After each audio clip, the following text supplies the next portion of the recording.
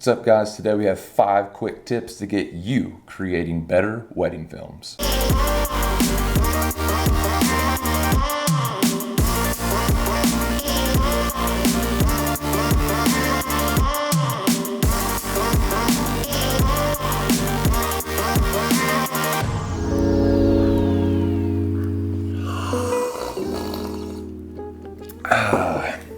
That's right, guys. Today we have 5 quick tips to get you filming better wedding films. And let's be honest, it doesn't matter if you're the worst person in the world at this. It doesn't matter if you're the best person in the world at this. We all could get a little better at creating better, more emotional, more storytelling, more mushy-gushy wedding films. Because of that, I just want to take quick, maybe 5, maybe 10, maybe 3 hours long. No, but seriously, I just want to take a little bit of time to go through my 5 quick tips for creating better wedding film. Now, we've all been there. We start a videography company, we start freelancing, we start shooting and editing films. And it seems like no matter which part of the world you're in, no matter which part of the United States you're in, the first thing that comes to your attention is weddings. They're quick, they're easy,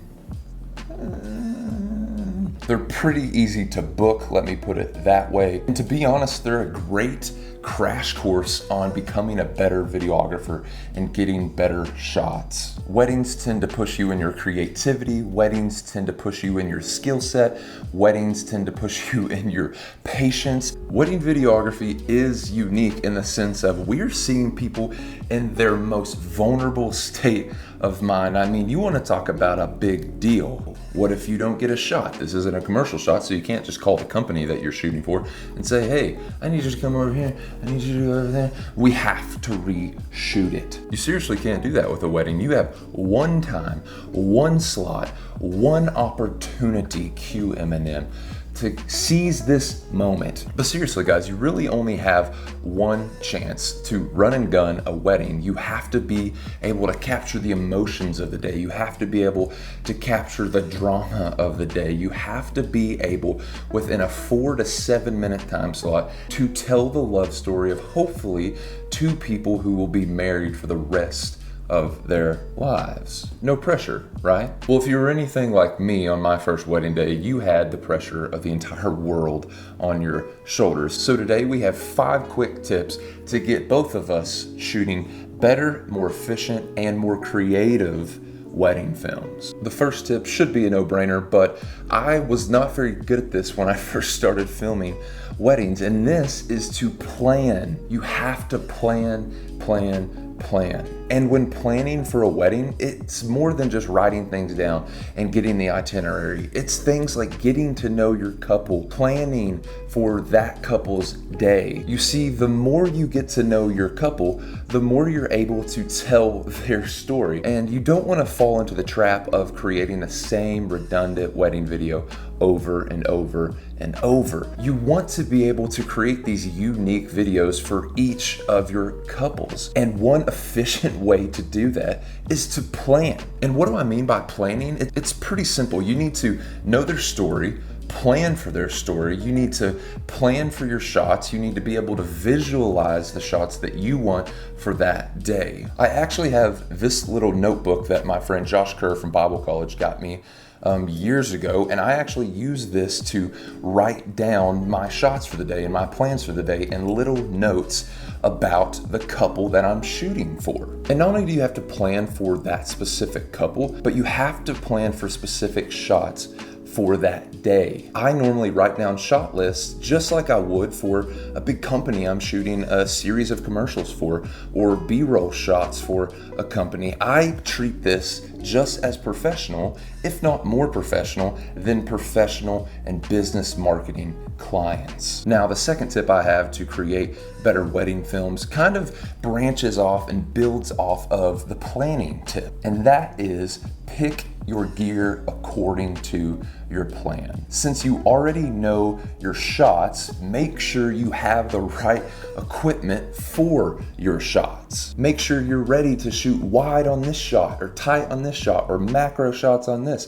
Make sure you're ready to pan at this moment and push and pull on that moment. Picking the right gear for a wedding day is essential to creating a creative wedding film. The right composition, the right focal length, the right angle is the difference between drawing your viewers and your customers in and pushing them out of your film. The third tip for creating better and more creative wedding films is to get to know your camera and get to know it well. I can't even begin to tell you how many times when I first started filming weddings, how terrible I was at changing my settings. I didn't take advantage of any of the function buttons. I would shoot everything in 120 frames per second, and I thought I was good to go, and I never could figure out why my wedding films look so weird compared to a lot of the industry standards. Now, you'll find a lot of videos on YouTube telling you to get to know your camera and just practice, and practice makes perfect, but I'm a firm believer that practice does not make perfect, but perfect practice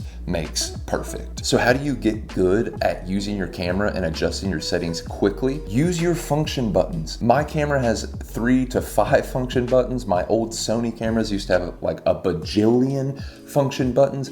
Use them. Get on YouTube, look in your owner's manual, figure out how to set up different custom buttons on your camera. That way when wedding day comes and you want to shoot 23.98 frames per second, you can just hit function 1. When you want to shoot 60 frames per second, function 2. When you want to shoot 120 frames per second for that silky smooth slow motion, function 3. Take advantage of your camera's usability and learn how to become the most efficient cinematographer on your setup. Study up on things like aperture, ISO, white balance. These are things that if they're off, can really affect the video that you're creating. If you have the wrong aperture, the depth of field might be off. If the ISO is off, the footage that you have might be grainy and fuzzy looking, and that is something that can draw people's attention away from the creativity and the content that you're pushing for. The fourth tip for creating better wedding films is none other than audio. Use audio. Nothing, in my opinion, hinders storytelling on a wedding day like not having good, crisp audio. Good, crispy audio allows you to capture the couple's emotions, capture the speech's emotions, capture the message from the officiant on that day. There is nothing that truly brings your audience in and draws them closer to the story than good audio. On wedding days, I ideally like to hook a white microphone up to the bride. I like to hook a black microphone up to the officiant and the groom. Now, what you'll find is brides are very hesitant on letting you hook a mic up to them. So at bare minimum, make sure you have it either on the officiant or at bare minimum, the groom. If I could recommend any audio device for you to shoot better wedding films, it would probably be the Tascam DR10L. This is a staple in the wedding community. They're decently affordable. I ended up buying 3. 2 of them flew off of a car, so I only have 1 currently, but I am going to pick up 2 more. That way I can get that good, crisp audio that allows my couple's story to be told more efficiently and more creatively. The 5th tip to creating more creative wedding films has to be shoot more shots. That's right.